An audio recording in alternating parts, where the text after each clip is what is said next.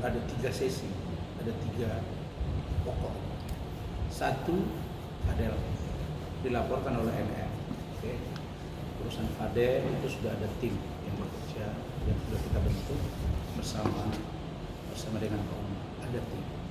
Saya hanya mengasistensi. Dan artinya itu lanjut ya, lanjut. Kita berharap memang NM itu bisa cabut supaya selesai. Yang kedua, laporan saya terhadap NM, dugaan penganiayaan. Saya minta dengan tegas agar Pak Kapolres bertindak tegas. Saya sudah beritahu Pak Kapolres bahwa saya juga ada yang bermain di kasus ini. Kenapa begitu lama? Dan NM itu dipanggil 2 kali tidak mau datang sebelum dia ditahan. Dan diperiksa di Tahti juga nggak mau diperiksa. Tidak ada dasar harus naik sini. Kapolres bilang oke bang. Kemudian laporan Pak Umar Bajide yang tadinya ada suara-suara akan mencabut dan lain sebagainya. Setelah berkoordinasi dengan tim dan saya, maka diputuskan laporannya lanjut. Karena kita tidak melihat ada niat baik, tidak kita lihat ada niat baik dari dari NM untuk juga dia memahami keinginan kita. Kalau seandainya kemarin dia mau saya bertemu dengan dia, maka posisinya akan sangat berbeda. Nah, mungkin saya bisa komunikasi dengan Pak Umar dan lain sebagainya. Sebenarnya gini, saya udah bilang dari awal bahwa Pak Del itu apesnya kasihan sih masalah ini. Jadi saya kira itu harus kita jadikan sebagai sebuah pembelajaran agar ke depan anak di bawah umur ya hati-hati. Itu saja. Misalnya akan kamu bahwa sesuatu lagi, abang ikut mencari juga bagaimana kan? Abang kalau dia mencabut laporan terhadap Fadel, saya akan berusaha meyakinkan anak dan istri saya. Karena yang paling marah itu sebenarnya anak istri saya. Kalau saya kan sudah saya maafkan, tapi mungkin tidak saya lupakan. Tidak dilupakan itu artinya saya berhati-hati. Tapi kalau dia mencabut Fadel, saya akan yakinkan keluarga saya untuk saya cabut laporan. Dua-duanya saya cabut. Dan juga Pak Umar akan saya minta untuk cabut. Supaya dia fokus ke kasus dia. Kan kasihan ancaman hukumnya kan. Apalagi sekarang dia nggak ada teman, dibiarin aja gitu. Kasihan dulu pegang. Pertimbangan alasannya sendiri mungkin dari keluarga Fadel akhirnya mau meneruskan kasus ini seperti apa? Kan kemarin beberapa waktu yang lalu ada saatan dari Martin dan Bintang karena ibunya yang minta.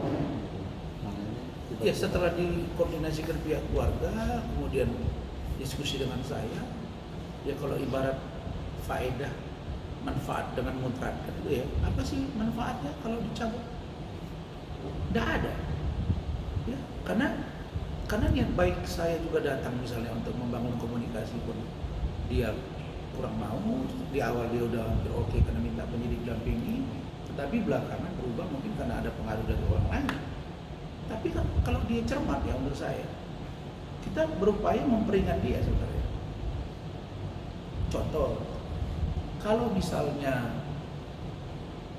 Pak Umar tidak lanjutkan, saya tidak lanjutkan, saya saja ada 2. Iya kan, Pak Umar lagi. Itu kalau dia akumulasi 6 tahun lebih, sampai 7 tahun. Dan dia ancaman hukuman yang satu itu 20 tahun, 27 tahun. Katakanlah dia vonis nanti ini setengahnya, kan udah repot ya. Jadi karena pertimbangan ibu lah ya, namanya ibu ya, dia melihat anak dia sakit, waktu itu Fadel kurang sehat, dia nangis. Spontan lah keluar kata-kata itu. Tapi setelah dipikirkan matang, ya asas manfaat mudaratnya apa? Gitu. Mudaratnya apa? Manfaatnya apa? Ya yang ada mudarat, dicabut mudarat, laporannya lanjut terus kok. Dan pasal yang disangkakan ke Fadel itu nggak berubah juga.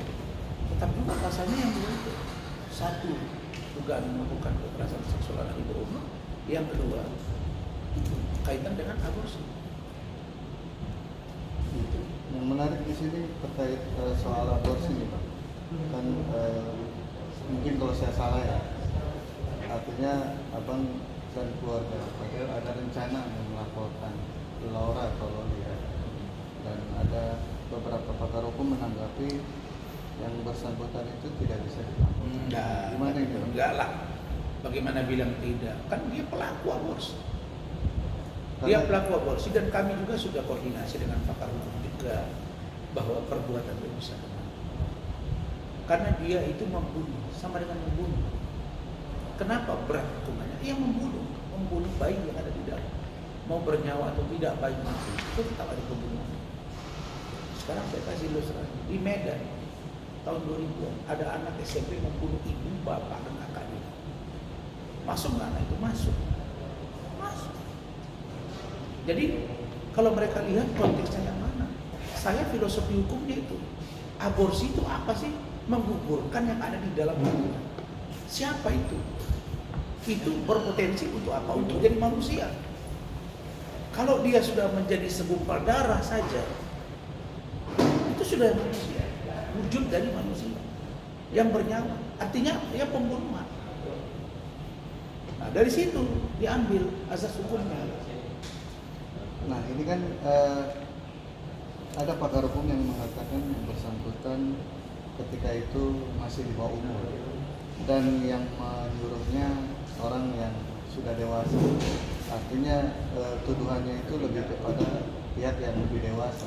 Kita memahami bahwa dugaan untuk melakukan hubungan intim dengan anak di bawah umur ya si yang dewasa ya kan. Tapi urusan hubungan aborsi enggak. Saya nggak ada dengar tuh ada bantahan, siapa tuh yang ngomong itu. Begitu terang kami ngomong tim hukum saya nggak ada. Masuk pasalnya. Karena pikiran kita itu diinterpretasi, hukum itu kan harus diinterpretasi dengan baik. Kita tafsir aborsi menghilangkan nyawa atau calon nyawa, tetap saja dengan minum pil atau apapun cara, tetap saja dia adalah tidak pidana. Makanya ancamannya pun lumayan 4 tahun, lumayan tinggi 4 tahun. Nah itu kapan realisasinya? Nah itu yang didiskusikan kemarin. Kita fokus saja dulu ke urusan Fadel, itu tim sudah bekerja. Fokus ke urusan Pak Umar, fokus ke laporan saya. Ya di situ poinnya. Akankah secepatnya kalau yang itu nanti akan dikomunikasikan dengan Bu Titin. Bu Titin ibunya Pak Umar, nanti habis Lebaran. Saya kan besok sudah berangkat ke luar negeri dan pulang dari sana habis Lebaran, baru nanti kami komunikasikan dengan Pak Umar. Kalau udah jatuh masa penahanan Niki nanti di kasus Zabil Aziz, nanti akan dikumulasi sama? Ya nanti kan laporan saya naik tuh. Kan naik sidik tersangka begitu ya. Nanti dia bisa 2 kali sidang. Kalau dia sidang lah sidang ini kan gitu. Hari ini atau mungkin jamnya dibedain. Karena LP-nya beda dan kasusnya beda. Akan diakumulasi untuk masa tahanannya? Ya kan masing-masing. Jadi pasal yang ini, yang akumulasi nanti itu si Fadel. Oh iya. Dia akumulasi itu karena dia satu ancaman hukuman 15 tahun, satu lagi 4 tahun. Jadi akumulasi di situ. Tapi untuk jumlah total, Ya. Penjara misalnya vonis, ya tetap kalau misalnya dari saya 2 tahun 8 bulan, katakanlah divonis 2 tahun, dia divonis di laporan sekarang Reza Gladys 20 tahun, katakanlah divonis 10 tambah 2 12, ya begitu. Jadi akan Tapi kalau Fadel itu memang dia bisa kena 2 masalah itu. Kalau tidak nanti bisa mampu tim hukum misalnya di pengadilan, karena sudah kita tunjuk nanti akan ada yang di dalam pengadilan dan sudah ada disepakati keluarga ya. Bagaimana supaya salah satu dari pasal itu lolos? Kalau dua-duanya sulit diloloskan, misalnya perbuatan aborsi misalnya jatuhnya 15 nanti mungkin tutup JPU nanti 10 diponis mungkin 8 kira-kira gitu. Tapi kalau enggak ya akan panjang ceritanya. 15 4 katakanlah diponis 10 yang urusan kekerasan seksual, yang aborsi 4 tahun diponis 2 tahun, berarti dia 12 tahun. Oke? Gimana, Mas? Mas, thank you Bang.